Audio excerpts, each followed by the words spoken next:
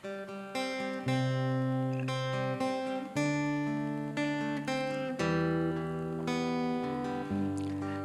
semula kau telah ada,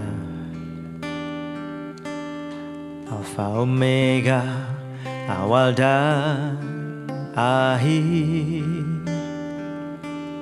Kaulah pencipta seluruh semesta, ditinggikan Yesus termulia. Satu-satunya yang ku percaya,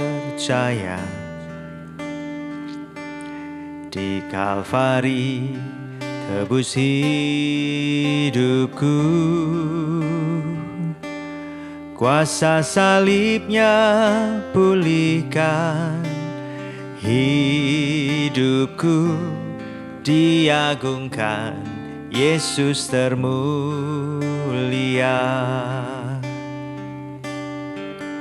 Ku puji kau selalu di siang dan malam, untuk selamanya Engkau sungguh baik. Ku puji kau selalu di siang dan malam, untuk selamanya Engkau sungguh baik. Untuk selamanya Engkau sungguh baik. Untuk selamanya Engkau sungguh baik. Amin. Saudara mungkin pernah mendengar istilah nuklir. Ya. Nuklir ini adalah reaksi fisi atau reaksi berantai.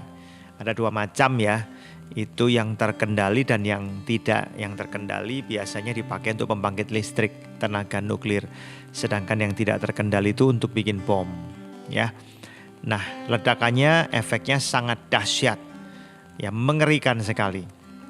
Padahal mungkin ukuran bomnya kalau dilihat dibandingkan dengan bom konvensional ya harusnya ledakannya nggak sedahsyat itu. Tetapi kenapa kok ledakannya bisa dahsyat, daya rusaknya mengerikan? Ya karena reaksi berantai tadi. Ngomong-ngomong, pertengkaran juga sebuah bentuk reaksi berantai loh. Ya, coba kita lihat ya. Amsal pasal 17 ayat 14. Memulai pertengkaran adalah seperti membuka jalan air. Jadi undurlah sebelum perbantahan mulai. Pertengkaran ini sulit sekali dihentikan. Awalnya mungkin simple. Beda potongan peristiwa yang dilihat. Orang A, orang B, orang C, orang D, sampai orang C misalnya. Mereka masing-masing melihat potongan peristiwa sendiri-sendiri. Lalu mengambil kesimpulan. Dan kemudian mereka berdebat mana yang benar, mana yang salah. Lama-lama perasaan masuk ke situ. Emosi terlibat dan kekacauan terjadi. Dan biasanya kekacauan ini gak berhenti di sana. Nanti mereka cerita sama temannya, cerita sama keluarganya, cerita sama siapa lagi. Kacau akhirnya. Mana yang benar, mana yang salah, jadi kacau. Nah, pertengkaran seperti itu.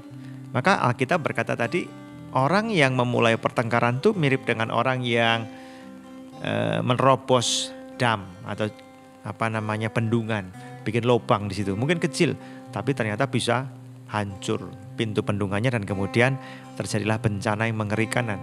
Efek kerusakannya kita nggak bisa kendalikan.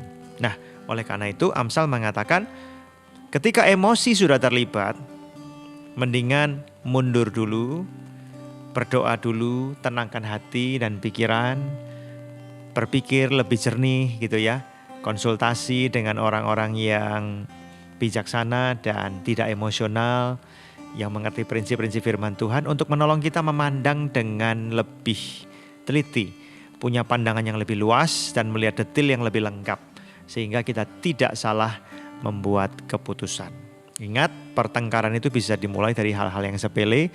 Jadi sebelum pertengkaran terjadi, tenangkan diri dulu, berpikir ulang, jangan berkata-kata atau mengambil keputusan-keputusan ketika kita sedang emosi. Sangat berbahaya. Oleh karena itu, hati-hati. Renungan hari ini mengingatkan kepada kita. Pertengkaran itu seperti reaksi berantai, sulit dihentikan.